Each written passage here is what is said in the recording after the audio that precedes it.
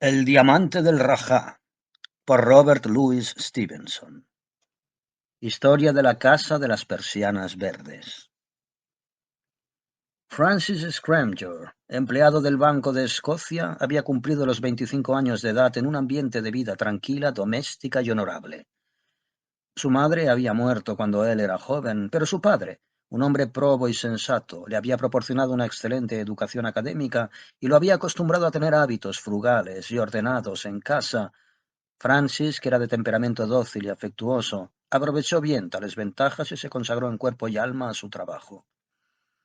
Un paseo los sábados por la tarde, una cena de vez en cuando con sus parientes y una excursión anual de 15 días por el norte del país o incluso por el continente europeo constituían sus principales distracciones.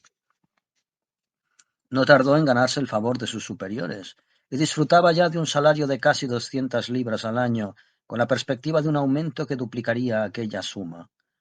Pocos jóvenes habían más satisfechos y menos aún que fuesen tan voluntariosos y trabajadores como Francis Scrymgeour. A veces de noche, después de leer el periódico, tocaba un poco la flauta para entretener a su padre, por cuyas muchas virtudes sentía un profundo respeto. Un día recibió una nota de un conocido bufete de abogados en la que le solicitaban el favor de entrevistarse con él lo antes posible.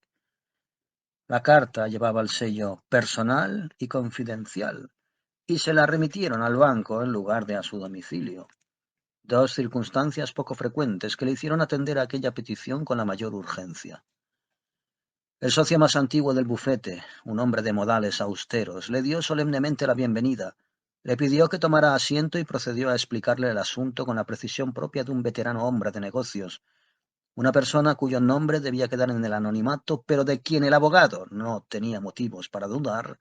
Un hombre en suma que gozaba de buena posición social, deseaba concederle a Francis una pensión anual de 500 libras. El capital debía ponerse bajo el control del bufete, y dos depositarios cuya identidad tampoco podía revelarle. Aquella generosidad conllevaba ciertas condiciones, pero el abogado era de la opinión de que su nuevo cliente no encontraría dichas estipulaciones ni excesivas ni deshonrosas, y repitió esas dos palabras con insistencia como si no deseara comprometerse a nada más. Francis preguntó por su naturaleza. Las condiciones, dijo el abogado, no son, como he recalcado ya 2 veces, ni excesivas ni deshonrosas, aunque eso sí, no puedo ocultarle que son un tanto atípicas. De hecho, el asunto se aparta mucho de nuestras normas y sin duda lo habríamos rechazado de no ser por la reputación del caballero que nos lo confió. Y permítame añadir, señor Scrymgeour, por el interés que ha despertado en nosotros su persona, debido a un gran número de informes y referencias elogiosas, sin duda merecidas. Francis le rogó que fuese más concreto. No imagina cuánto me inquietan esas condiciones. Son dos, replicó el abogado. Solo dos. Y la suma, como recordará, es de 500 libras al año. Libres de gravámenes, olvidaba decírselo. Libres de gravámenes. Y el abogado arqueó las cejas con entusiasmo. La primera, prosiguió, no puede ser más sencilla. Deberá estar usted en París la tarde del domingo día 15. Allí encontrará en la taquilla de la Comédie Française un billete de admisión a su nombre. Tan solo se le pide que ocupe el asiento señalado toda la función. Ciertamente habría preferido que fuese un día laborable, replicó Francis, pero después de todo, por una vez. Y en París, señor mío, añadió en tono tranquilizador el abogado. Yo también me tengo por una persona religiosa, pero pensándolo bien y tratándose de París, no lo dudaría un instante. Los dos se rieron cordialmente. La otra condición tiene mayor importancia, prosiguió el abogado. Se refiere a su matrimonio. Mi cliente, movido sobre todo por su bienestar, desea aconsejarle absolutamente en la elección de una esposa. Absolutamente, entiéndame bien, repitió. Seamos más explícitos, haga usted el favor, replicó Francis. ¿Acaso tengo que casarme con una mujer soltera o viuda, blanca o negra, que esa persona invisible ha escogido para mí? Mis instrucciones son garantizarle a usted que la edad y la situación social son de primordial importancia para su benefactor, replicó el abogado. En cuanto a la raza, le confieso que no había pensado en esa dificultad y no se me ocurrió preguntarlo, pero Si quiere, puedo tomar nota y responderle a la mayor brevedad. Señor, dijo Francis, todavía está por ver si todo este asunto no es un inmenso fraude. Las circunstancias son inexplicables, casi diría increíbles. Y hasta que no lo vea más claro y haya un motivo convincente, le confieso que deploraría verme implicado en esta transacción. Apelo a usted para que me proporcione más información. Debo saber qué es lo que hay en el fondo de todo esto. Si usted lo desconoce, no sabe cómo averiguarlo o no está autorizado para decírmelo, cogeré mi sombrero y me volveré al banco por donde he venido. Lo desconozco, respondió el abogado, pero creo saber cómo averiguarlo. Detrás de todo este asunto tan extraño está nada menos que su padre. Mi padre, gritó Francis con desdén. Es un hombre honrado. Conozco su manera de pensar y sé muy bien el dinero que tiene. Malinterpreta usted mis palabras, dijo el abogado. No me refería al señor Scrimgeour, que no es su verdadero padre. Cuando él y su mujer se vinieron a vivir a Edimburgo, usted tenía ya 1 año y solo llevaba 3 meses a su cuidado. Ha sido un secreto bien guardado, pero es la pura verdad. Nadie sabe quién es su padre, y le repito que creo que es él quien está detrás de las ofertas que me han encargado transmitirle. Sería imposible exagerar la perplejidad que sintió Francis Scrimgeour al oír una información tan inesperada. Le pidió al abogado que tuviera en cuenta su confusión. Señor, dijo, después de una noticia tan sorprendente, debe usted concederme unas horas para reflexionar. Esta tarde le comunicaré mi decisión. El abogado alabó su prudencia, y Francis, tras poner una excusa en el banco, dio un largo paseo por el campo y consideró cuidadosamente los distintos puntos y aspectos del caso. La agradable noción de su propia importancia le impuso a ser tanto más meticuloso, pero el resultado estaba claro desde el principio. Su parte más materialista se inclinaba de un modo casi irresistible hacia las 500 libras al año, y las extrañas condiciones que conllevaban descubrió que en el fondo de su corazón sentía una invencible repugnancia por el nombre de Scrimgeour, que hasta entonces nunca le había disgustado. Empezó a despreciar los estrechos y prosaicos intereses de su vida pasada, y cuando acabó de decidirse lo hizo animado por una inédita sensación de fuerza e independencia y nutrido por las esperanzas más felices. No tuvo más que decirle una palabra al abogado y de inmediato recibió un cheque por 2 trimestres atrasados, pues la pensión tenía fecha del 1 de enero. Con ese dinero en el bolsillo se volvió a casa. El piso de Scotland Street le pareció miserable. Su olfato por primera vez se rebeló contra el olor a caldo y reparó en leves defectos en los modales de su padre adoptivo que le llenaron de sorpresa y casi de repugnancia. Al día siguiente decidió que se pondría en camino hacia París. En dicha ciudad, a la que llegó mucho antes de la fecha convenida, se instaló en un modesto hotel frecuentado por ingleses e italianos y se consagró a mejorar sus conocimientos de la lengua francesa. Con tal objeto fue a clase 2 veces por semana, conversó con los ociosos en los campos elíseos y asistió por las noches al teatro. Renovó todo su vestuario por uno más a la moda y se hacía afeitar y peinar a diario por el barbero de la calle vecina. Eso le daba cierto aire diferente y contribuyó a borrar su despecho por los años pasados. Por fin, el sábado por la tarde fue a la taquilla del teatro en la Rue Richelieu. Nada más decir su nombre, el taquillero le entregó su reserva en un sobre con la tinta de las señas todavía fresca. Acaban de entregarla hace un momento, dijo el taquillero. ¿Ah, sí? Preguntó Francis. ¿Y puedo preguntarle qué aspecto tenía ese caballero? Su amigo es fácil de describir, replicó el empleado. Es viejo, fuerte y apuesto, con el pelo cano y una cicatriz de sable que le cruza la cara. Una persona así es inconfundible. Desde luego, replicó Francis. Le agradezco su amabilidad. No puede haber ido muy lejos, añadió el taquillero. Si se apresura, puede que todavía le dé usted alcance. Francis no esperó a que se lo dijeran 2 veces. Corrió precipitadamente desde el teatro hasta el centro de la calle y miró en todas las direcciones. Había varios hombres con el cabello cano, pero aunque los adelantó a todos, ninguno tenía la cicatriz de sable. Pasó casi media hora buscando por las calles vecinas hasta que reconoció por fin el absurdo de proseguir la búsqueda y decidió dar un paseo para calmar sus nervios agitados, pues la proximidad del encuentro con el indudable autor de sus días había conmovido profundamente al joven. Quiso la casualidad que subiera por la rue Drouot y luego por la rue de Martyrs, Y en ese caso, la casualidad se aportó mejor con él que todas las previsiones del mundo, pues en la avenida vio a dos hombres que conversaban muy serios en un banco.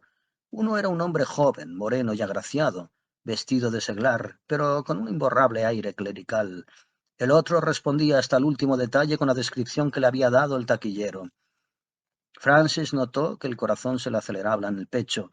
Supo que estaba a punto de oír la voz de su padre, y dando un amplio rodeo se sentó sin hacer ruido al otro lado del banco, aprovechando que los otros estaban demasiado absortos en la conversación para reparar en nada. Tal como había supuesto Francis, estaban hablando en inglés. Sus sospechas empiezan a fastidiarme, Rawls, afirmó el de más edad. Le digo que estoy haciendo cuanto está en mi mano. Nadie puede reunir tantos millones tan fácilmente. ¿Acaso no le ha cogido, pese a ser un desconocido por pura buena voluntad? ¿Es que no está viviendo usted a mi costa? Vivo de sus anticipos, señor Vandeleur, le corrigió el otro. Ya me lo anticipo si quiere, y diga que lo hago por interés en lugar de por buena voluntad, si así lo prefiere, replicó en tono enfadado Vandeleur. No tengo por qué medir tanto las palabras. Los negocios son los negocios, y deje que le recuerde que el suyo es bastante turbio para que se dé tantos aires. Confíe en mí, o déjeme en paz y búsquese a otro, pero por el amor de Dios, termine ya con sus jeremiadas.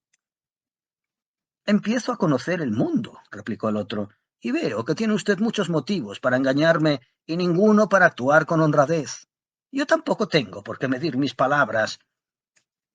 Sabe muy bien que lo que quiere es quedarse con el diamante. No trate de negarlo. ¿Acaso no ha falsificado ya mi firma y registrado mi cuarto en mi ausencia? Comprendo la razón de tanta tardanza. Está usted a la espera. Es usted un buscador de diamantes y confía en que antes o después, por las buenas o por las malas, acabará haciéndose con él. Se lo advierto. Déjelo ya. Si me sigue presionando, se llevará usted una sorpresa. Esas amenazas son impropias de usted, replicó Vandeleur. Y no crea que yo no sé amenazar. Mi hermano está aquí en París. La policía está sobre aviso y si sigue importunándome con sus lamentos, yo también le prepararé una sorpresita, señor Rawls. Pero la mía será definitiva. ¿Lo comprende o prefiere que se lo diga en hebreo? Todo tiene un límite, y usted ha acabado con mi paciencia. El martes a las 7, ni un día, ni una hora, ni siquiera un segundo antes, aunque su vida dependiera de ello. Y si juzga que no le conviene esperar, por mí puede irse al infierno. Y con esas palabras el dictador se levantó del banco y partió en dirección a Montmartre, moviendo la cabeza y balanceando con furia su bastón, mientras su compañero se quedaba donde estaba con aire muy abatido.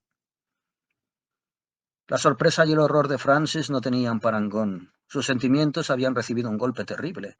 La ternura esperanzada con que había ocupado su sitio en el banco se había transformado en asco y desesperación. El viejo señor Scrymgeour, pensó, era un padre mucho más amable y honorable que aquel intrigante, violento y peligroso, pero conservó la presencia de ánimo y salió al instante en persecución del dictador. La indignación de aquel caballero le hacía andar muy deprisa, e iba tan absorto en sus airados pensamientos que ni una sola vez volvió la vista atrás hasta llegar a la puerta de su domicilio. La casa estaba al final de la Rue Lepic, y desde ella se divisaba todo París, y se disfrutaba del aire puro de las alturas.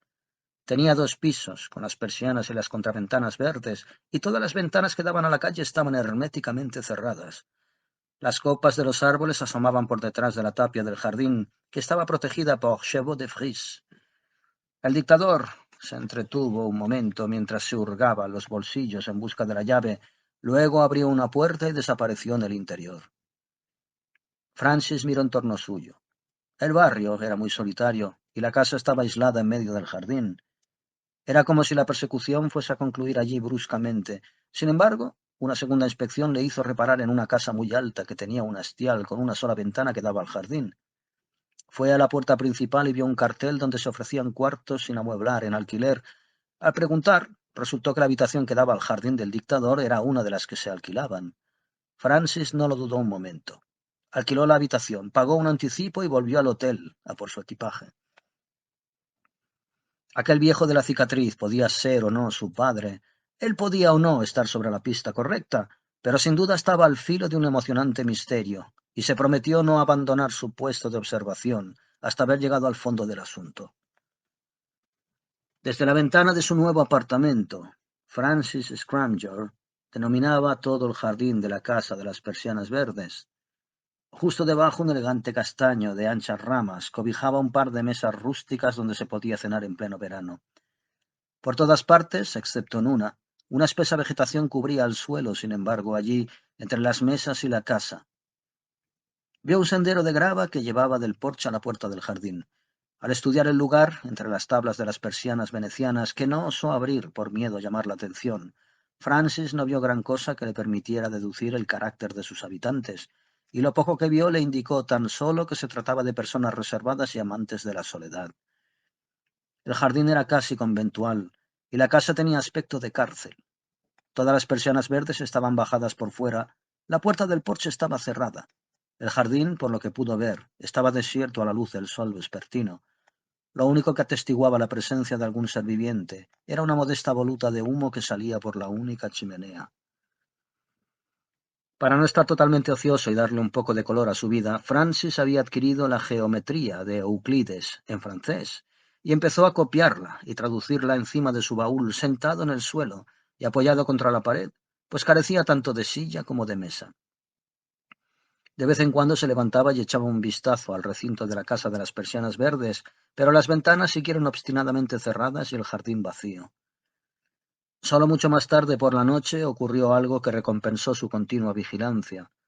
Entre las 9 y las 10 le despertó de cierto estado de somnolencia en el que había caído el agudo tintineo de una campanilla. Corrió a su observatorio justo a tiempo de oír un considerable ruido de cerrojos que se abrían y de pasadores que se descorrían. Vio salir del porche al señor Vandeleur con una linterna y vestido con una elegante bata de terciopelo negro y un gorro de dormir a juego, y luego lo vio dirigirse sin prisas a la puerta del jardín. El ruido de pestillos y cerrojos volvió a repetirse, y un momento después Francis observó cómo el dictador acompañaba la casa a la luz vacilante de la linterna a un individuo de aspecto ruin y despreciable. Media hora más tarde, después de volver a acompañar a la visita a la calle, el señor Vandeleur dejó la lámpara encima de una de las mesas rústicas y terminó de fumarse un cigarro con mucha calma bajo el ramaje del castaño. Francis, oteando por un hueco entre las hojas, pudo observar sus gestos cuando sacudía la ceniza o aspiraba una profunda bocanada, y reparó en una nube que ensombrecía el ceño del anciano y un rictus que atestiguaba las hondas y probablemente penosas meditaciones en que se hallaba sumido. Casi había terminado el cigarro, cuando de pronto se oyó la voz de una joven que gritaba la hora desde el interior de la casa. «Ya voy», replicó John Vandeleur, y con esas palabras tiró la colilla al suelo, cogió la linterna y desapareció debajo del porche por el resto de la noche. En cuanto cerró la puerta, reinó en la casa una oscuridad absoluta. Por mucho que Francis forzó la vista, no detectó ni un simple atisbo de luz detrás de las persianas, y dedujo con mucha razón que los dormitorios estaban al otro lado de la casa. A primera hora de la mañana siguiente, pues se despertó pronto, después de pasar una incómoda noche en el suelo, vio algo que le hizo pensar en una explicación diferente. Las persianas se fueron subiendo, una por una, como si tuvieran un mecanismo en su interior, y revelaron unas persianas metálicas como las de los escaparates. Estas se enrollaron a su vez por un mecanismo similar, y por espacio de una hora las habitaciones quedaron expuestas al aire matutino. Pasado ese rato, el señor Vandeleur volvió a cerrar las persianas metálicas con sus propias manos y a bajar las persianas exteriores. Mientras Francis se maravillaba ante tantas precauciones, la puerta se abrió y una joven salió a pasear por el jardín. No tardó ni 2 minutos en volver a entrar en la casa, pero incluso tan poco tiempo le bastó para convencerse de que la chica poseía indudables atractivos. Aquel incidente no solo estimuló en sumo grado la curiosidad del joven, sino que sirvió también para hacerle recobrar los ánimos. Las inquietantes costumbres y la vida equívoca de su padre dejaron de obsesionarle. Desde ese momento abrazó a su nueva familia con ardor, y tanto si la chica había de convertirse en su hermana como en su mujer, se convenció de que era un ángel disfrazado. Hasta tal punto fue así que le sobrecogió el horror al pensar en lo poco que sabía en realidad y en la posibilidad de que se hubiese equivocado de persona al seguir al señor Vandeleur. El portero, a quien preguntó, no pudo darle mucha información, pero la que le dio tenía un carácter dudoso y lleno de misterio. El vecino era un caballero inglés muy rico y por tanto muy excéntrico en sus gustos y costumbres. Poseía valiosas colecciones que guardaba consigo en la casa, y por eso había hecho instalar las persianas metálicas, complicados cerrojos y chevaux de frise en la tapia del jardín. Vivía solo, aunque de vez en cuando le visitaba algún extraño personaje con quien tenía negocios que tratar, y no había nadie más en la casa, salvo mademoiselle y una vieja criada. ¿Mademoiselle es su hija?, preguntó Francis. Desde luego, replicó el portero. Es su hija, y lo más raro es lo mucho que le hace trabajar. A pesar de todas sus riquezas, es ella quien va a comprar al mercado, y todos los días de la semana se la puede ver con la cesta debajo del brazo. ¿Y qué sabe usted de las colecciones?, preguntó el otro. Señor, dijo el hombre, son inmensamente valiosas. No puedo decirle a usted más. Desde que el señor Vandeleur se instaló aquí, nadie del barrio ha cruzado su puerta. Ya supongo que no, respondió Francis, pero sin duda debe tener usted alguna idea de lo que contienen esas famosas galerías. ¿Se trata de cuadros, sedas, estatuas, joyas o qué? A fe mía, señor, dijo el tipo con un encogimiento de hombros, que podrían ser zanahorias y aún así no sabría decirle.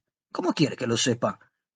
Como habrá usted notado, ya esa casa es una fortaleza. No obstante, cuando Francis regresaba decepcionado a su habitación, el portero volvió a llamarlo. Acabo de acordarme, señor, dijo.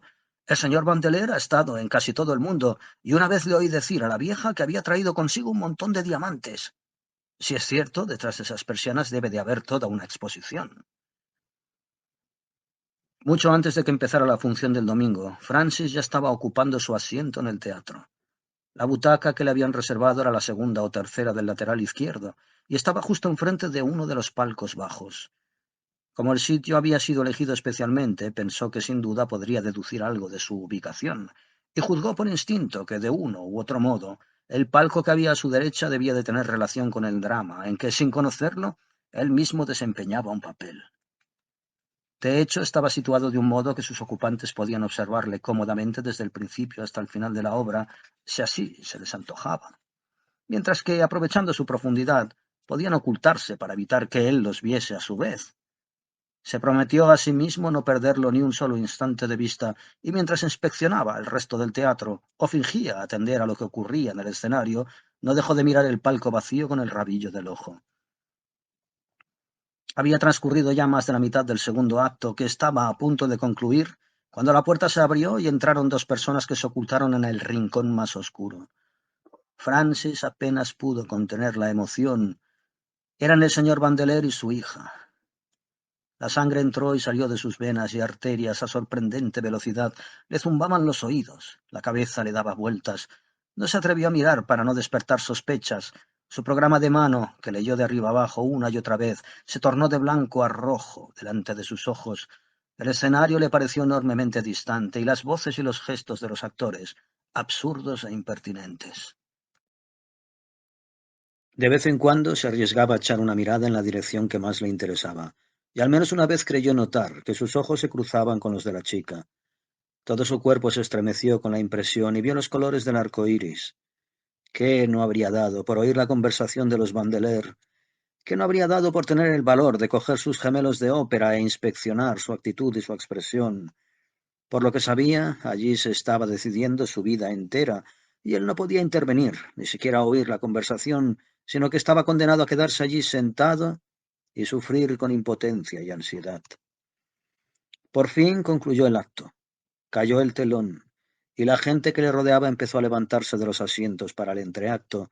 Lo más natural era que siguiera su ejemplo, y al hacerlo, no solo era natural, sino necesario que pasara por delante del palco. Haciendo acopio de valor, pero sin dejar de mirar al suelo, Francis se acercó. Su avance fue lento, pues el anciano caballero que tenía delante andaba con increíble parsimonia y respiración fatigosa. ¿Qué debía hacer? ¿Debería saludar a los Vandeleur por su nombre al pasar a su lado? ¿Quitarse la flor que llevaba en el ojal y arrojarla al palco? ¿Alzar la vista y dirigir una mirada larga y afectuosa a la dama que era o bien su hermana o su prometida? Al verse dividido entre tantas alternativas, rememoró su plácida vida en el banco y le asaltó la nostalgia del pasado. Para entonces ya había llegado justo enfrente del palco, y aunque seguía sin saber qué hacer, o si hacer algo, volvió la cabeza y alzó los ojos. Nada más hacerlo soltó un grito de decepción y se quedó de una pieza. El palco estaba vacío. Aprovechando su lento avance, el señor Vandeleur y su hija se habían marchado silenciosamente. Alguien a sus espaldas le recordó educadamente que estaba obstruyendo el paso, y él siguió avanzando maquinalmente y dejó que lo arrastraran fuera del teatro. Una vez en la calle cesó la presión, se detuvo y el aire fresco de la noche le ayudó a recuperar el dominio de sí mismo. Le sorprendió comprobar que le dolía mucho la cabeza y que no recordaba ni una palabra de los dos actos que había presenciado. A medida que se disipó la emoción, la sustituyeron unas irresistibles ganas de dormir, así que llamó a un coche y volvió a sus habitaciones en un estado de fatiga extrema y un poco asqueado de la vida. A la mañana siguiente se apostó donde pudiera encontrarse con la señorita Vandeleur cuando fuese camino del mercado, y a las 8 en punto la vio llegar por el callejón. Iba vestida con sencillez, incluso pobremente, pero el porte de su cuerpo y su cabeza tenía algo noble y flexible que habría prestado distinción a los vestidos más míseros. Incluso la cesta parecía un adorno por la gracia con que la llevaba. Mientras ocultaban un portal, Francis pensó que las sombras que apartaban a su paso y la luz del sol la seguía. Y reparó por primera vez en que había un pájaro cantando en una jaula en el callejón. Dejó que pasara de largo y luego salió y se dirigió a ella por su nombre, desde detrás. Señorita Vandeleur, dijo. Ella se volvió y al ver quién era se quedó demudada. Discúlpeme, prosiguió él.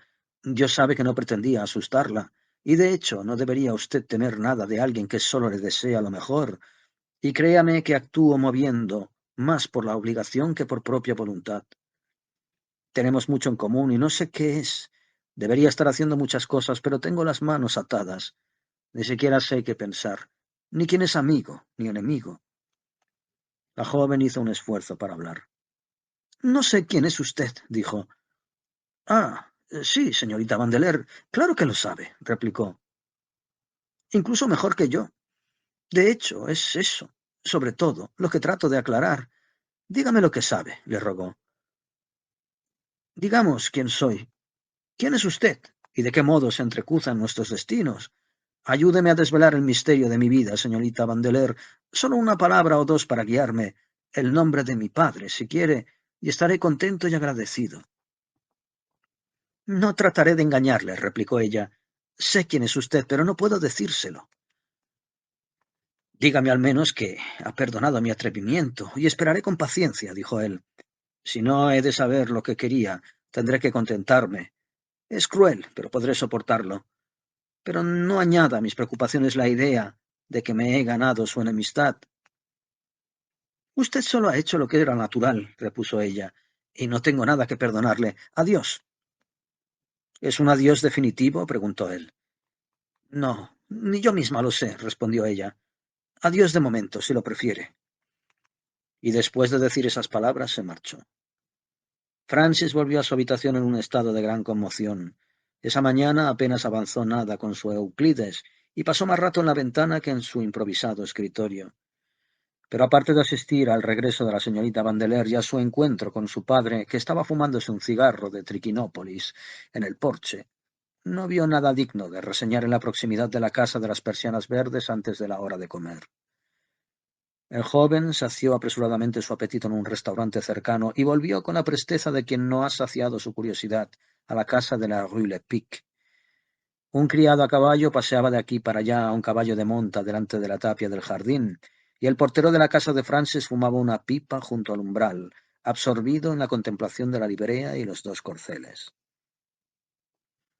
Mire, le gritó al joven, qué animales tan hermosos y qué traje tan elegante. Son del hermano del señor Vandeleur, que ha venido a hacerle una visita.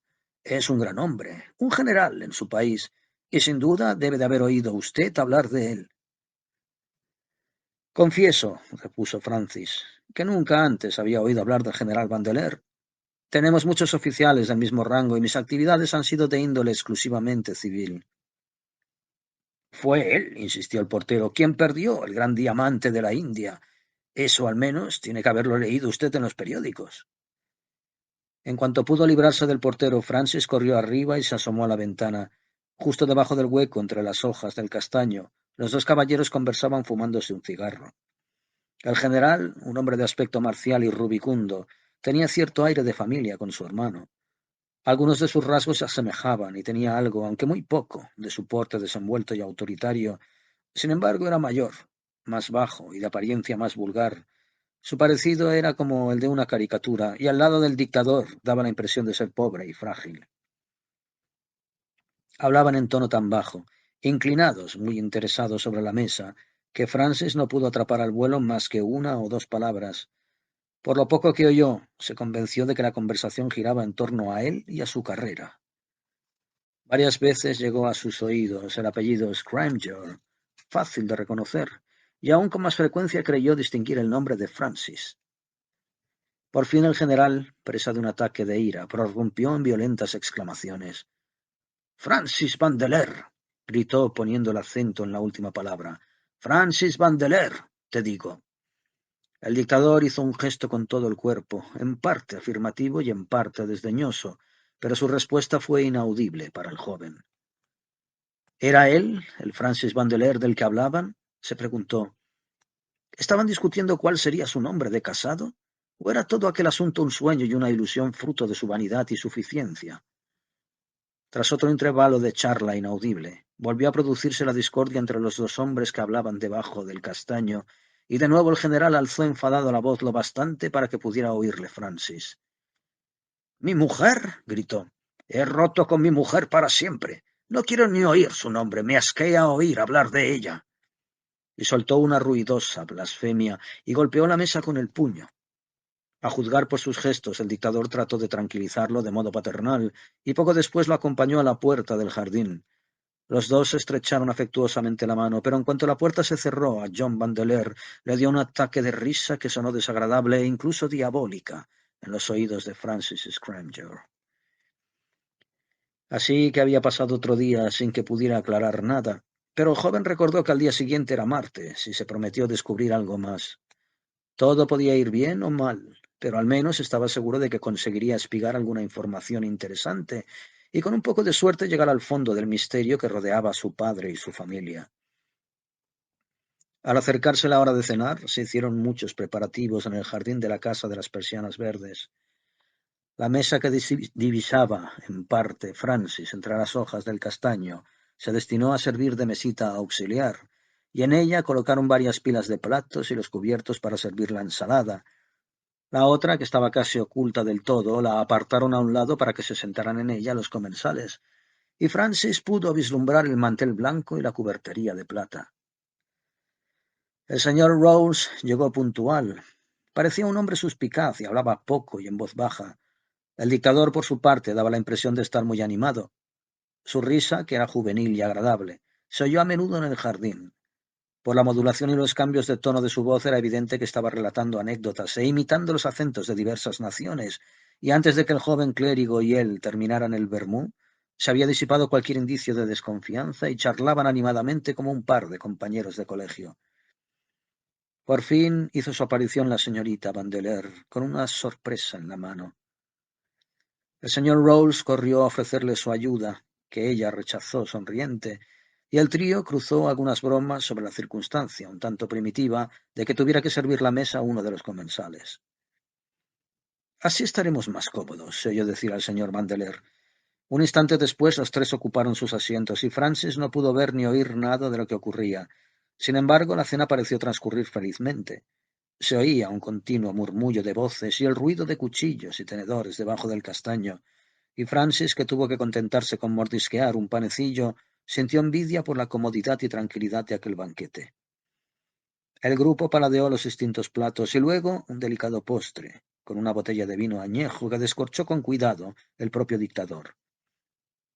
Cuando empezó a oscurecer, pusieron una lámpara sobre la mesa y un par de velas en la mesita auxiliar, pues hacía una noche estrellada y sin viento. Además salía mucha luz por la puerta y la ventana del porche, por lo que el jardín estaba bastante iluminado y las hojas centelleaban en la oscuridad. Quizá por 10ª vez la señorita Vandeleur entró en la casa, y en esta ocasión volvió con la bandeja del café que dejó sobre la mesa auxiliar. En ese instante su padre se levantó de su asiento. «Del café me encargo yo», le oyó decir Francis. y un momento después vio a su supuesto padre junto a las mesitas iluminadas por las velas. Sin dejar de hablar por encima del hombro, el señor Vandeleur sirvió 2 tazas del negro estimulante y luego con gesto de prestidigitador vació el contenido de un frasco diminuto en la más pequeña de las 2. Todo fue tan rápido que incluso Francis, que le estaba mirando a la cara, apenas tuvo tiempo de reparar en aquel movimiento antes de que lo hubiera hecho, y al instante y sin dejar de reír, el señor Vandeleur se había vuelto hacia la mesa con una taza en cada mano. Antes de terminarlas, dijo, tendremos aquí al famoso perista. Sería imposible describir la confusión y el desánimo de Francis Scrymgeour. Había visto con sus propios ojos cómo tramaban una mala jugada y se sentía obligado a intervenir, aunque no sabía cómo. Podía tratarse de una simple broma. ¿Cómo quedaría él si fuese a advertirles en vano, o en caso de no serlo, que había la posibilidad de que el culpable fuera su propio padre, y entonces cómo no iba a lamentar haber sido la perdición del autor de sus días? Por primera vez comprendió su situación como espía. Esperar sin hacer nada en esas circunstancias y con semejante conflicto de intereses librándose en su interior equivalía a sufrir la peor de las torturas. Se agarró a las láminas de las persianas. El corazón le latía a toda prisa y de forma irregular, y sintió cómo el cuerpo se le empapaba de sudor. Pasaron varios minutos. Le pareció notar que la conversación decaía y perdía viveza y volumen, pero siguió sin reparar en ningún indicio alarmante o digno de mención. De pronto sintió el ruido de un vaso que se rompía seguido de un sonido sordo y apagado, como si alguien se hubiera desplomado sobre la mesa. Al mismo tiempo se oyó en el jardín un agudo chillido. —¿Qué es lo que has hecho? —gritó la señorita Vandeleur. —¡Está muerto! El dictador replicó con un violento susurro, tan fuerte y sibilante que todas sus palabras fueron audibles para quien les espiaba desde la ventana. —¡Silencio! —dijo el señor Vandeleur. —Está tan bien como yo. Sujétalo por los talones mientras yo lo cojo de los hombros. Francis oyó cómo la señorita Vandeleur estallaba en lágrimas. —¿Has oído lo que te he dicho? —insistió el dictador en el mismo tono—. ¿O es que quieres vértelas conmigo? Escoge tú misma, señorita Vandeleur. Se produjo otra pausa y el dictador volvió a hablar. —Sujétalo por los talones. Tengo que meterlo en la casa. Si fuese un poco más joven me las arreglaría solo. Pero ahora que me acechan los años y los peligros y mis manos están débiles, necesito tu ayuda. —Es un crimen —replicó la chica. —Soy tu padre —dijo el señor Vandeleur. Aquellas palabras parecieron surtir efecto. Se oyó el ruido de unos pies que se arrastraban por la grava, una silla cayó al suelo, y luego Francis vio al padre y a la hija que se tambaleaban por el sendero, y desaparecían debajo del porche con el cuerpo inanimado del señor Rawls, sujeto por las rodillas y los hombros. El joven clérigo estaba pálido y flácido, y la cabeza se balanceaba a cada paso. ¿Estaba vivo o muerto? A pesar de las palabras del dictador, Francis se inclinaba a pensar lo segundo. Se había cometido un crimen terrible. Una gran calamidad se había abatido sobre los habitantes de la Casa de las Persianas Verdes. Para su sorpresa, Francis comprobó que todo el horror de aquel hecho no era nada comparado con la lástima que le inspiraba una chica y un viejo a quienes creía en gran peligro. Una oleada de generosidad inundó su corazón. Él también ayudaría a su padre contra los hombres, el destino y la justicia. Abrió la contraventana, cerró los ojos y saltó con los brazos abiertos sobre las ramas del castaño. Una rama tras otra se le escaparon de entre las manos, o se quebraron bajo su peso.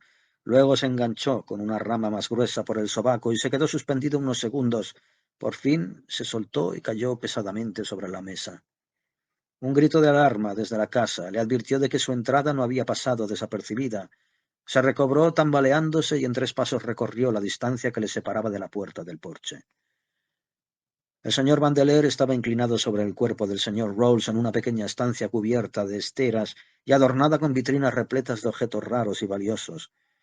Al ver entrar a Francis, se puso en pie tras llevar a cabo un momentáneo juego de manos. Fue cosa de un segundo y duró menos que un parpadeo. El joven no pudo estar seguro, pero le pareció que el dictador le quitaba algo al cura del bolsillo, lo miraba por una fracción de segundo y se lo pasaba hábilmente a su hija. Todo ocurrió antes de que Francis pusiera el pie en el umbral. Instantes después estaba de rodillas delante del señor Vandeleur. —¡Padre! —gritó—, deje que yo también le ayude. Haré todo lo que me pida sin preguntar nada. Le obedeceré con mi vida. Tráteme usted como a un hijo y hallará en mí una devoción filial. La primera respuesta del dictador fue un deplorable estallido de blasfemias y juramentos. —¿Padre e hijo? —exclamó. —¿Hijo y padre? ¿Qué condenada comedia es esta? ¿Qué hace usted en mi jardín? ¿Qué es lo que quiere? ¿Y quién, en nombre de Dios, es usted? Francis, con aire sorprendido y avergonzado, se puso en pie y guardó silencio. Luego el señor Vandeleur pareció comprender y soltó una ruidosa carcajada. —Ahora lo entiendo —gritó—. Es Scrymgeour. Muy bien, señor Scrymgeour. Permita que le explique en pocas palabras cuál es su situación. Ha entrado usted en mi domicilio por la fuerza o tal vez con engaños, pero desde luego no por invitación mía. Y aprovecha usted un momento muy inconveniente cuando uno de mis invitados acaba de sufrir un desmayo para importunarme con protestas de cariño. No es usted, hijo mío. Ya que tanto le interesa, es hijo natural de mi hermano, con una verdulera. Me inspira usted una indiferencia que roza la repugnancia, y por lo que puedo juzgar de su comportamiento, veo que su inteligencia se corresponde a la perfección con su aspecto exterior. Le aconsejo que medite cuanto quiera en tan humillantes reflexiones, y entre tanto, le ruego que nos libre de su presencia. Si no estuviera ocupado, añadió el dictador con un terrible juramento, le daría a usted una buena paliza antes de echarlo. Francis le escuchó profundamente avergonzado. De haber podido habría escapado a toda prisa, pero como no tenía modo de salir de la casa en la que había entrado de un modo tan desafortunado, no le quedó más remedio que quedarse allí como un estúpido. La señorita Vandeleur fue quien rompió el silencio. —Papá, hablas llevado por la ira. Puede que el señor Scrymgeour se haya equivocado, pero su intención era buena. —Gracias por hablar —replicó el dictador—. Me ha recordado algunas cosas más que me parecen imprescindibles decirle al señor Scrymgeour. Mi hermano, prosiguió dirigiéndose al joven, ha sido tan idiota como para concederle a usted una pensión. También ha sido lo bastante idiota y lo bastante presuntuoso para proponer una unión entre usted y esta señorita. Hace 2 noches ella pudo verle a usted y me alegra de decirle que rechazó la idea con disgusto.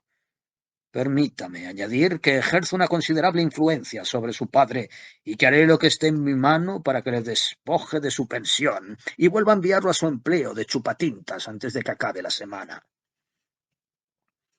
El tono empleado por el viejo era, si cabe, aún más hiriente que sus palabras. Francis se sintió expuesto al más cruel, mordaz e insoportable de los desprecios. La cabeza le daba vueltas. Se cubrió la cara con las manos y soltó un sollozo agónico, pero la señorita Vandeleur volvió a salir en su defensa. —Señor Scrymgeour —dijo hablando con voz clara y suave—, no debió usted prestar atención a las desabridas palabras de mi padre. No me inspira usted ningún disgusto, al contrario. Pedí una oportunidad para conocerle mejor. En cuanto a lo sucedido esta noche, crea que me ha llenado de lástima y de estimación por usted. Justo en ese momento, el señor Rawls hizo un movimiento convulso con el brazo, que convenció a Francis de que solo estaba drogado, y empezaba a recuperarse de los efectos del narcótico. El señor Vandeleur se inclinó sobre él y examinó su rostro un instante. —Vamos, vamos —gritó alzando la cabeza—. Ya está bien. Y ya que tanto parece gustarte su conducta, señorita Vandeleur, coge una vela y muéstrale al bastardo la salida. La joven se apresuró a obedecer. —Gracias —dijo Francis en cuanto estuvo a solas con ella en el jardín—. Se lo agradezco con toda mi alma. Esta ha sido la tarde más amarga de mi vida, pero siempre tendré un recuerdo agradable de usted. He dicho solo lo que sentía a fin de hacerle a usted justicia —replicó ella—. He lamentado mucho que lo haya tratado tan mal. Para entonces habían llegado a la puerta del jardín y la señorita Vandeleur dejó la vela en el suelo y empezó a abrir los cerrojos. —Una palabra más —dijo Francis—.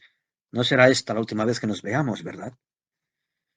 —Ay —respondió ella—, ya ha oído usted a mi padre. ¿Qué puedo hacer sino obedecerle? —Dígame al menos que no es por su voluntad —replicó Francis—. Dígame que no desea usted que esta sea la última vez. —Desde luego que no lo deseo —repuso ella—. Me parece usted valiente y honrado. Entonces —dijo Francis—, deme algún recuerdo suyo. Ella dudó un momento con la llave en la mano, pues todos los pasadores y cerrojos estaban ya abiertos y solo le faltaba por abrir la cerradura. —Si lo hago —dijo ella—, ¿promete usted hacer lo que le diga al pie de la letra? —¿Es que lo duda? —replicó Francis—. Lo haría solo con que me lo pidiera. Ella hizo girar la llave y abrió la puerta. —Sea entonces —dijo ella—. No sabe lo que me pide, pero sea. Oiga lo que oiga, prosiguió, y ocurra lo que ocurra. No vuelva usted hasta casa. Corra hasta llegar a los barrios más iluminados y populosos de la ciudad y no baje la guardia ni siquiera allí. Corre usted un peligro mayor de lo que imagina. Prométame que no mirará lo que voy a darle hasta que haya llegado a un lugar seguro. Lo prometo, dijo Francis. Ella puso algo en sus manos envuelto en un pañuelo y a la vez le empujó a la calle con más fuerza de la que habría podido imaginar. ¡Y ahora corra! Le gritó. Él oyó cómo se cerraba la puerta y el ruido que hacían los cerrojos al correrse. Palabra que lo haré, dijo. Se lo he prometido. Y echó a correr por la calle que lleva a la rue Ravignan. No se había alejado ni 50 pasos de la casa de las persianas verdes cuando un grito diabólico quebró el silencio de la noche. Francis se detuvo automáticamente. Otro viandante imitó su ejemplo. En las casas del vecindario vio gente que corría a las ventanas. Una explosión no habría producido más sorpresa en aquel barrio desierto. Y sin embargo parecía ser obra de un solo hombre que rugía de ira y de pesar como una leona a la que le han robado sus crías. A Francis se sorprendió y alarmó oír su nombre gritado al viento entre imprecaciones en inglés. Su primer impulso fue volver a la casa. El segundo, al recordar el consejo de la señorita Vandeleur, continuar su huida aún más rápido que al principio, y estaba a punto de ponerlo en práctica cuando el dictador pasó corriendo como una bala a su lado, con la cabeza descubierta, dando voces como un energúmeno y con el cabello revuelto, y siguió corriendo calle abajo. Me he librado de milagro, pensó Francis. No sé qué es lo que querrá de mí, ni por qué está tan alterado, pero está claro que su compañía ahora no debe de resultar muy agradable, y que lo mejor que puedo hacer es seguir el consejo de la señorita Vandeleur. Y volvió sobre sus pasos con la intención de bajar por la propia Rue Le Pic, mientras su perseguidor seguía por el otro lado. El plan estaba mal concebido, y de hecho lo mejor habría sido que se hubiese sentado en el café más cercano a esperar que pasara el primer acaloramiento de la persecución. Pero aparte de que Francis carecía de experiencia y estaba dotado de muy pocas aptitudes naturales para las pequeñas escaramuzas de la vida, tenía tan poca conciencia de haber hecho algo malo que no creía tener nada que temer más allá de una entrevista desagradable. Esa tarde había empezado su aprendizaje en conversaciones desagradables y era incapaz de pensar que la señorita Vandeleur no le hubiera dicho toda la verdad. Lo cierto es que el joven estaba herido tanto en su físico como en su orgullo. El primero estaba magullado y el otro traspasado de hirientes dardos, y reconoció para sí que el señor Vandeleur tenía una lengua venenosa. Las magulladuras le recordaron que no sólo había salido a la calle sin sombrero, sino que su ropa había sufrido considerablemente en su caída por el castaño. En la primera tienda que encontró abierta se compró un sombrero de alas anchas y remedió, como pudo, el desorden de su vestimenta. El recuerdo de la chica, todavía envuelto en el pañuelo, se lo metió en el bolsillo del pantalón. A pocos pasos de la tienda notó un súbito empujón, una mano que lo cogía del cuello, un rostro furioso que se le acercaba y una boca abierta que bramaba maldiciones junto a su oído. El dictador, al no encontrar rastro de su presa, había vuelto también sobre sus pasos. Francis era un joven robusto, pero no podía competir ni en fuerza ni en habilidad con su adversario, y tras algunos vanos forcejeos se sometió resignado a su captor. ¿Qué quiere usted de mí? Dijo. Hablaremos de eso en casa, replicó en tono inflexible el dictador, y siguió empujando al joven calle arriba en dirección a la casa de las persianas verdes. Pero Francis, aunque había dejado de luchar, tan solo estaba esperando una oportunidad para librarse. Con un súbito tirón dejó el cuello de su abrigo en manos del señor Vandeleur y volvió a emprender la huida a toda prisa en dirección a los bulevares. Las tornas habían cambiado. Aunque el dictador era más fuerte, Francis, en plena juventud, era de pies muchos más ligeros y no tardó en perderse entre la multitud. Momentáneamente aliviado, aunque con una creciente sensación de alarma y preocupación, anduvo a toda prisa hasta que llegó a la plaza de la ópera, tan iluminada por las farolas que parecía de día. Al menos esto le gustaría a la señorita Vandeleur, pensó, y torciendo a la derecha por los bulevares entró en el café American y pidió una cerveza. Era demasiado tarde, o demasiado pronto para la mayoría de los parroquianos, y solo había 2 o 3 clientes, todos hombres, sentados aquí y allá en mesas separadas en el salón. Francis estaba demasiado ocupado con sus propios pensamientos para reparar en su presencia. Sacó el pañuelo del bolsillo. El objeto envuelto en él resultó ser un estuche de tafilete con el cierre y los adornos dorados que se abrió por medio de un resorte y mostró al horrorizado joven un diamante de tamaño gigantesco y extraordinaria brillantez. Las circunstancias eran tan inexplicables y su valor, obviamente, tan inmenso, que Francis se quedó mirando el estuche abierto sin moverse y sin pensamientos conscientes, como quien sufre un repentino ataque de estupidez.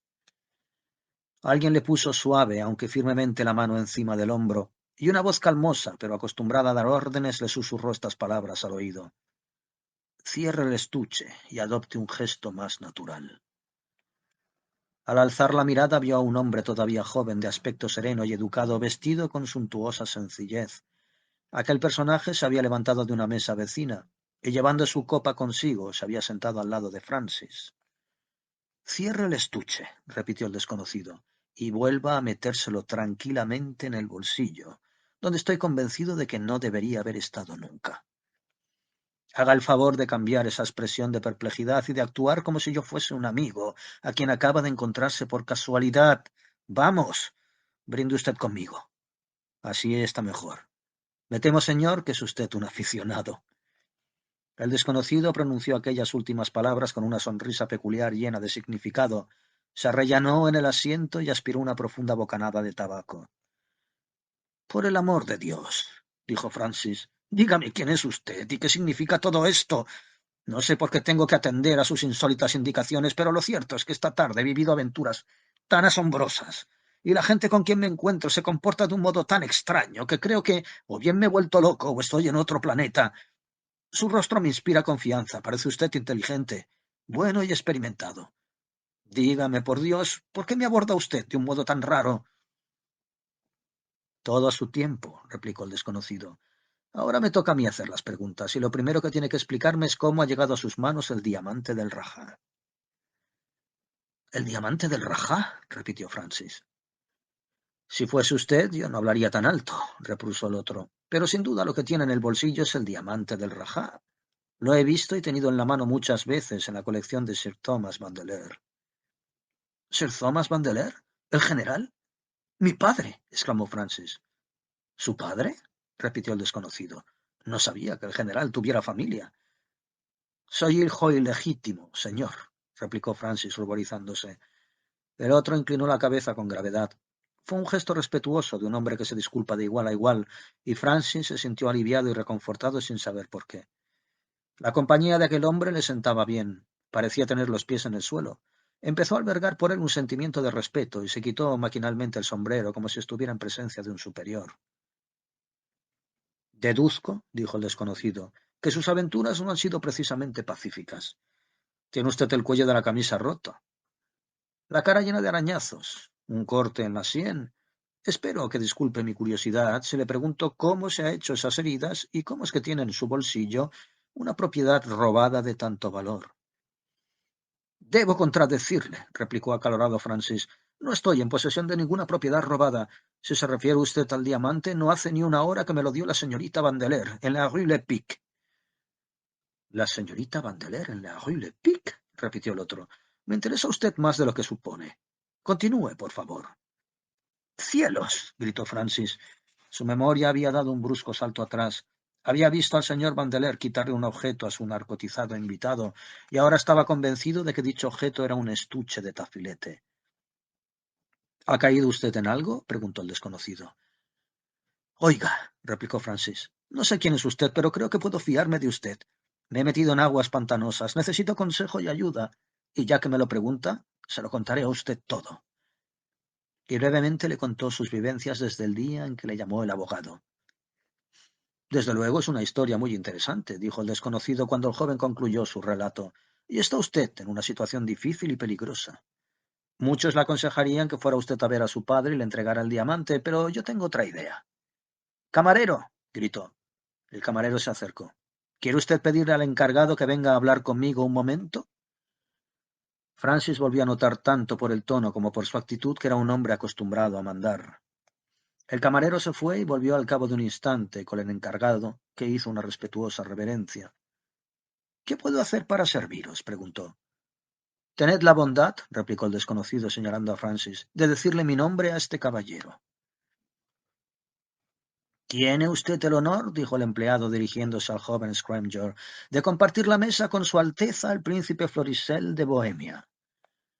Francis se levantó aturdido y hizo una agradecida reverencia al príncipe, quien le animó a volverse a sentar. Gracias, dijo Florisel, dirigiéndose de nuevo al empleado. Siento haberos importunado por tan poca cosa. Y lo despidió con un gesto. Y ahora, añadió el príncipe volviéndose hacia Francis, entregadme el diamante. El estuche le fue entregado sin mediar palabra. Habéis hecho bien, dijo Florisel. Vuestros sentimientos os han inspirado correctamente, y viviréis para alegraros de vuestros infortunios de esta noche. Un hombre, señor Scrymgeour, puede caer en muchas perplejidades, pero si su corazón es recto y su inteligencia despejada, saldrá de ella sin deshonrarse. No os preocupéis más, y dejad vuestros asuntos en mis manos. Con la ayuda del cielo espero ser lo bastante fuerte para conducirlos a buen puerto. Tened la bondad de acompañarme a mi carruaje. Con esas palabras el príncipe se levantó, dejó una moneda de oro para el camarero y sacó al joven del café y lo llevó por el bulevar hasta donde le esperaban una modesta berlina y un par de criados sin librea. Este coche, dijo, está a vuestra disposición.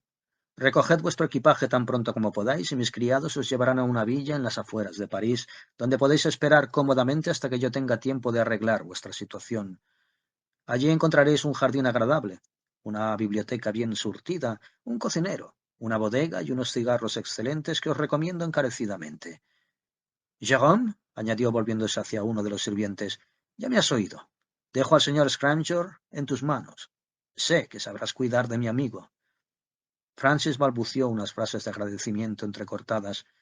Ya tendréis tiempo de agradecérmelo, dijo el príncipe, cuando vuestro padre os haya reconocido y estéis casado con la señorita Vandeleur. Y acto seguido el príncipe se dio la vuelta y se fue paseando tranquilamente en dirección a Montmartre. Llamó al primer coche que pasó, le dio una dirección al cochero, y un cuarto de hora más tarde, tras despedir al cochero poco antes de llegar, estaba llamando a la puerta del jardín del señor Vandeleur. Le abrió con infinitas precauciones el dictador en persona. —¿Quién es? —preguntó. —Debéis disculpar que os visite a estas horas —respondió el príncipe. —Vuestra Alteza siempre es bienvenido —repuso el señor Vandeleur dando un paso atrás.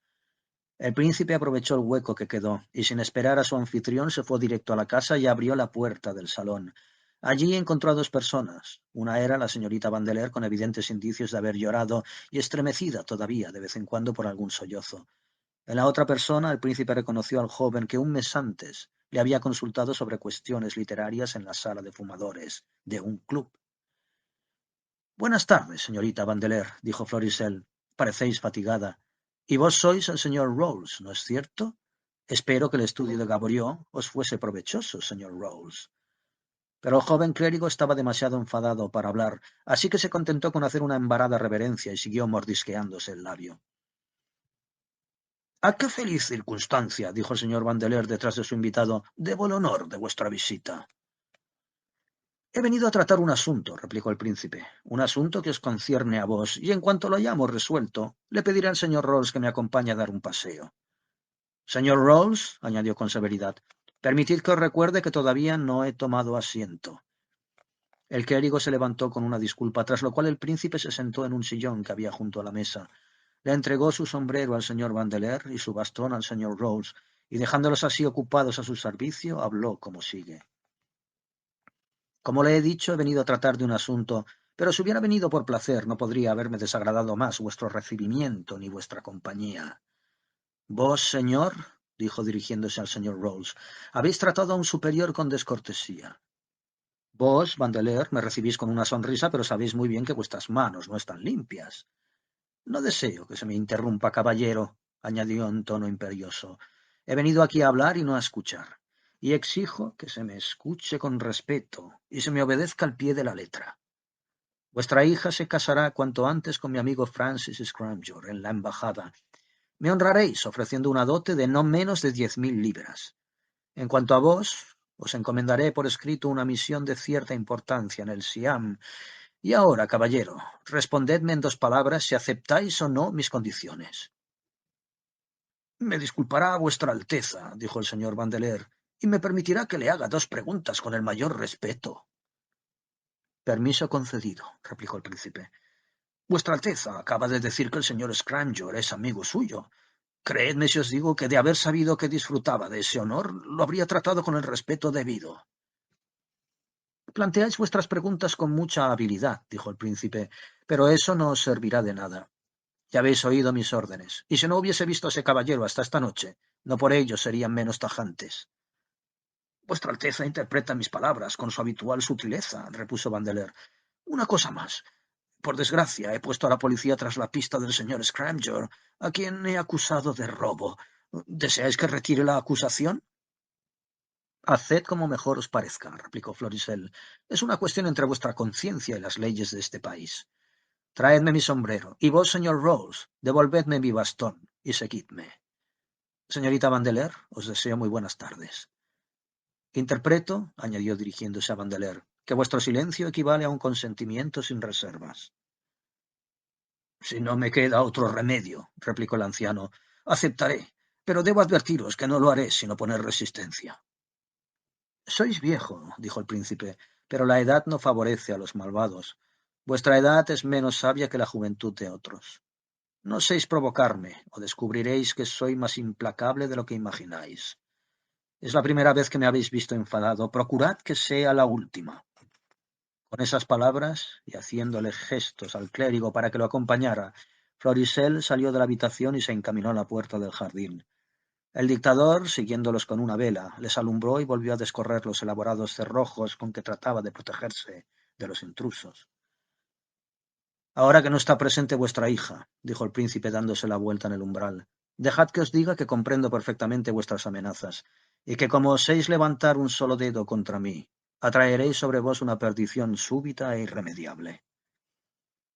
El dictador no dijo nada, pero cuando el príncipe le dio la espalda hizo un gesto amenazador lleno de furia, y un momento más tarde daba la vuelta a la esquina y corría a toda prisa hacia la parada de coches más cercana. Aquí, dice mi árabe, el curso de los acontecimientos se aparta por fin de la casa de las persianas verdes. Una aventura más, añade, y habrá concluido el diamante del Rajá. Ese último eslabón de la cadena se conoce entre los habitantes de Bagdad por el nombre de La aventura del príncipe Florisel con un detective. El diamante del Rajá, por Robert Louis Stevenson. La aventura del príncipe Florisel con un detective. El príncipe Florisel acompañó al señor Rolls hasta la puerta del hotelito donde residía este último. Hablaron mucho y varias veces. El clérigo rompió a llorar, conmovido por la mezcla de ternura y severidad de los reproches del príncipe. Ha destrozado mi vida, dijo por fin. Ayudadme, decidme qué debo hacer. Carezco, pobre de mí, tanto de las virtudes de un sacerdote como de las habilidades de un ladrón. Ahora que estáis contrito, respondió el príncipe, ya no puedo daros órdenes. Los arrepentidos responden ante Dios y no ante los príncipes. Pero si queréis un consejo, partid para Australia como colono, buscad un trabajo manual al aire libre y tratad de olvidar que una vez fuisteis clérigo o que pusisteis los ojos en esa piedra maldita. Maldita, sí, replicó el señor Rolls. ¿Dónde está ahora? ¿Qué nuevos males está causando a la humanidad? Ya no hará más daño, replicó el príncipe. La llevo conmigo en el bolsillo, y eso, añadió amablemente, os probará que tengo fe en vuestra penitencia, por reciente que sea. Dejad que os dé la mano, rogó el señor Rolls. No, replicó el príncipe. Aún no. El tono con que pronunció aquellas últimas palabras resultó muy elocuente para el joven clérigo, y cuando el príncipe se marchó, se quedó varios minutos en el umbral siguiendo con la mirada la figura que se alejaba, y rogando al cielo que colmara de bendiciones al hombre que le había dado tan buenos consejos. El príncipe pasó varias horas paseando solo por calles poco frecuentadas y asaltado por las preocupaciones. Lo que hubiese de hacer con el diamante, ya fuera devolvérselo a su dueño, a quien juzgaba indigno de poseerlo, o tomar una decisión valerosa y terminante y ponerlo, de una vez por todas, fuera del alcance de la humanidad, era un problema demasiado grave para resolverlo en un momento.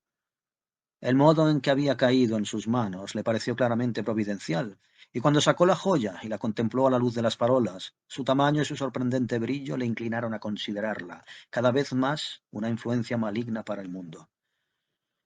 Que Dios me ayude, pensó. Si sigo mirándola mucho más tiempo, acabaré codiciándola yo también. Por fin, dudando todavía, Encaminó sus pasos hacia la pequeña pero elegante mansión junto al río que pertenecía desde hacía siglos a su noble familia. El escudo de Bohemia está tallado sobre la puerta y en las altas chimeneas. Los transeúntes al pasar vislumbran el verdor del jardín sembrado de costosas flores y una cigüeña, la única de París, que se pasa el día posada en el hastial y atrae a muchos curiosos. En el interior se ven muchos criados que van y vienen solemnemente, y de vez en cuando se abren las grandes puertas y un carruaje sale por debajo del arco de la entrada. El príncipe sentía preferencia por aquella residencia por varios motivos, y nunca pasaba cerca de allí sin gozar de la sensación, tan rara en los grandes personajes, de estar volviendo a casa. También, en esta ocasión, contempló con alivio y satisfacción sus altos tejados y las ventanas tenuemente iluminadas. Al acercarse a la puerta trasera, por donde entraba siempre que iba solo, un hombre surgió de las sombras y le salió al paso con una reverencia. ¿Tengo el honor de dirigirme al príncipe Florisel de Bohemia?, preguntó. Tal es mi título, replicó el príncipe. ¿Qué es lo que queréis de mí? Soy un detective y tengo órdenes de entregarle a vuestra Alteza esta nota del prefecto de policía, dijo el hombre. El príncipe cogió la carta y la leyó a la luz de la farola. Con muchas disculpas le pedía que acompañase sin tardanza a su portador a la prefectura. En suma, dijo Florisel, que estoy arrestado. Alteza, replicó el oficial, estoy convencido de que nada se aleja más de las intenciones del prefecto. Observará que no ha extendido una orden de detención. Es una mera formalidad, o, si lo prefiere, una concesión que hace Su Alteza a las autoridades. Y no obstante, preguntó el príncipe, ¿qué ocurriría si me negase a acompañarle? No le ocultaré a vuestra Alteza que me han sido concedidos amplios poderes, replicó el detective con una reverencia. Palabra que me sorprende vuestro descaro, gritó Florisel. A vos, que sois solo un mandado, debo perdonaros, pero vuestros superiores pagarán caro tanto atrevimiento. ¿Tenéis idea de cuál es el motivo de esta medida tan poco diplomática e inconstitucional? Observaréis que no he aceptado ni consentido todavía en nada, y todo dependerá de que sepáis darme una respuesta rápida e ingeniosa. Permitid que os recuerde, oficial, que este es un asunto que reviste cierta gravedad. Alteza, dijo humildemente el detective, el general Vandeleur y su hermano han tenido la inconcebible osadía de acusaros de robo. Afirman que el famoso diamante está en vuestras manos. Una negativa vuestra satisfará por completo al prefecto. Es más, si vuestra Alteza se dignase honrar a un subalterno declarándole su total ignorancia sobre el caso, a alguien como yo, solicitaría vuestro permiso para retirarme en el acto. Florisel, hasta ese momento, había considerado su aventura como una nadería, pese a sus posibles repercusiones internacionales. Al oír el nombre de Vandeleur, comprendió la horrible verdad. No solo lo estaban arrestando, sino que además era culpable. No se trataba únicamente de un incidente desagradable, sino que estaba en peligro su honor. ¿Qué podía decir? ¿Qué podía hacer? El diamante del Rajá era ciertamente una piedra maldita, y al parecer él iba a ser la última víctima de su influencia. Una cosa era segura. No podía darle al detective la respuesta que pedía. Tenía que ganar tiempo. Sus dudas no duraron más que un segundo. Está bien, dijo. Vayamos a la prefectura. El hombre volvió a hacer una reverencia y procedió a seguir a Florisel a una respetuosa distancia. Acercaos, dijo el príncipe. Tengo ganas de hablar, y si no me equivoco, esta no es la primera vez que nos vemos. Su Alteza me honra al recordar mi rostro, replicó el oficial. Han pasado 8 años desde que tuve el placer de hablar con vos. Recordar las caras es parte de mi profesión tanto como de la vuestra, replicó Florisel. De hecho, si se piensa bien, los príncipes y los detectives sirven en el mismo cuerpo. Ambos somos combatientes contra el crimen, solo que mi cargo es más lucrativo y el vuestro más peligroso. Y en cierto sentido ambos sirven igualmente para hacer honorable a un hombre virtuoso. Por raro que pueda pareceros, yo preferiría ser un buen detective que un soberano débil e innoble. El oficial estaba abrumado. Vuestra Alteza devuelve bien por mal, dijo. A una arrogancia, responde con la más amable condescendencia. ¿Cómo sabéis, replicó Florisel, que no estoy tratando de corromperos? Que el cielo me guarde de esa tentación, exclamó el detective. Aplaudo vuestra respuesta, repuso el príncipe, por ser la de un hombre honrado e inteligente. El mundo es muy grande y está lleno de riqueza y belleza, y no hay límite a las recompensas que pueden ofrecerse. El mismo que rechazaría 1 millón podría vender su honor por un imperio o por el amor de una mujer. Y yo mismo que os hablo, he visto ocasiones tan tentadoras y provocaciones tan irresistibles para la virtud humana que me alegro de haberme cruzado en vuestro camino y de poder encomendarme a la gracia divina. Gracias a esta costumbre tan moderna y conveniente, usted y yo podemos recorrer esta ciudad sin deshonrar nuestras almas. Había oído hablar de vuestro valor, replicó el oficial, pero ignoraba que fuerais tan sabio y piadoso. Lo que decís es cierto, y me habéis conmovido profundamente. En este mundo nos vemos sometidos a toda clase de pruebas. Ahora estamos en mitad del puente, dijo Florisel. Apoyad los codos en el antepecho y mirad. Las pasiones y complicaciones de la vida arrastran la honradez de los débiles, igual que el agua que fluye por debajo. Permitid que os cuente una historia. Estoy a las órdenes de vuestra Alteza, replicó el hombre, e imitando al príncipe se inclinó sobre el antepecho y se dispuso a escucharle. La ciudad estaba ya sumida en el sueño de no haber sido por la infinidad de luces y el perfil de los edificios en el cielo estrellado. Lo mismo podrían haber estado solos a la orilla de un río en medio del campo. Un oficial, empezó el príncipe Florisel, un hombre digno y valiente que había ascendido hasta un alto rango por sus propios méritos y se había granjeado no solo admiración, sino respeto. Visitó en mala hora la colección de un príncipe hindú. Allí vio un diamante de un tamaño y belleza tan deslumbrantes que desde ese instante solo tuvo un deseo en la vida. Habría sacrificado sin dudarlo el honor, la reputación, la amistad y el amor a la patria, con tal de conseguir ese pedazo brillante de cristal. Durante 3 años sirvió a aquel potentado casi bárbaro, igual que Jacob Alaván. Trazó falsas fronteras, toleró asesinatos, condenó injustamente y ordenó ejecutar a un compañero de armas que tuvo la desgracia de atraerse la aversión del Rajá tras tomarse ciertas libertades. Y por último, en un momento de grave peligro para su país, traicionó a sus propios soldados y permitió que los derrotasen y masacraran a miles. Al final acabó por amasar una inmensa fortuna y se trajo a casa el codiciado diamante. Pasan los años, prosiguió el príncipe, hasta que un día el diamante se extravía por accidente. Cae en manos de un joven sencillo y trabajador, un estudiante, un ministro del Señor que estaba a punto de emprender una carrera de provecho. También él se deja seducir por su hechizo y lo deja todo, su vocación sagrada y sus estudios, y huye con la joya al extranjero. El oficial tiene un hermano, un hombre astuto, osado y sin escrúpulos que descubre el secreto del clérigo. ¿Qué hace? ¿Decírselo a su hermano? ¿Avisar a la policía? No. También ese hombre ha sucumbido al satánico hechizo. Debe conseguirla para él. Aun a riesgo de asesinarlo, droga al joven cura y se hace con su presa. Por fin, tras varias peripecias que no afectan a la moraleja de mi historia, pasa a manos de otro que, aterrado por lo que ve, se lo entrega a un hombre de alto rango y que está fuera de toda sospecha. El oficial se llama Thomas Vandeleur, continuó Florisel. La piedra es el diamante del Rajá. Abrió de pronto la mano. Y ahora la veis con vuestros propios ojos. El oficial dejó escapar un grito y retrocedió. Hemos hablado de corrupción, dijo el príncipe. A mí este trozo de cristal brillante me resulta tan odioso como si estuviera lleno de gusanos, tan repulsivo como si lo hubiesen fabricado con sangre inocente. Lo veo en mi mano y sé que brilla con el fuego del infierno. No os he contado más que la 100ª parte de su historia. La imaginación tiembla al conjeturar lo sucedido en épocas pasadas, los crímenes y traiciones a los que incitó antaño a los hombres. A lo largo de años y años ha servido fielmente a los poderes del infierno. Yo digo que basta ya de sangre, de desdichas, de vidas y amistades rotas. Todo tiene un final, tanto el mal como el bien, la pestilencia como la música hermosa.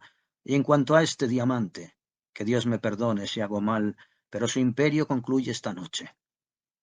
El príncipe hizo un repentino movimiento con la mano y la joya, describiendo un arco de luz, se hundió con un chapoteo en la corriente del río. Amén, dijo solemnemente Florisel. He matado un basilisco. —¡Que Dios me perdone! —gritó el detective—. ¿Qué habéis hecho? Esto será mi ruina. Creo —replicó el príncipe con una sonrisa— que mucha gente adinerada de esta ciudad envidiaría vuestra ruina. —¡Ay, Alteza! —dijo el oficial—, así que al final me habéis corrompido. Por lo visto, no había otro remedio —replicó Florisel—. Y ahora vayamos a la prefectura. Poco después se celebró en la mayor intimidad la boda de Francis Scrymgeour y la señorita Vandeleur, y el príncipe hizo de padrino. Los dos Vandeleur oyeron rumores sobre lo ocurrido con el diamante, y sus aparatosas operaciones de buceo en el río Sena son el asombro y la diversión de los ociosos. Cierto que, por algún error de cálculo, han escogido un tramo equivocado del río. En cuanto al príncipe, ese sublime personaje, una vez cumplido su deber, puede desaparecer en compañía del autor árabe, arrastrado por la locura del mundo. Pero si el lector insiste en saber algo más concreto, me alegra decir que una reciente revolución le hizo perder el trono de Bohemia debido a lo prolongado de su ausencia y a su edificante descuido de los asuntos públicos, y que Su Alteza regenta ahora un estanco en Ripple Street, muy frecuentado por otros refugiados extranjeros. Voy allí de vez en cuando a fumar un cigarro y a charlar un poco, y lo encuentro un personaje tan grande como en sus días más prósperos. Tiene un aspecto olímpico detrás de su mostrador, y aunque la vida sedentaria empieza a notársele en la talla del chaleco, sigue siendo, con mucho, el estanquero más apuesto de Londres.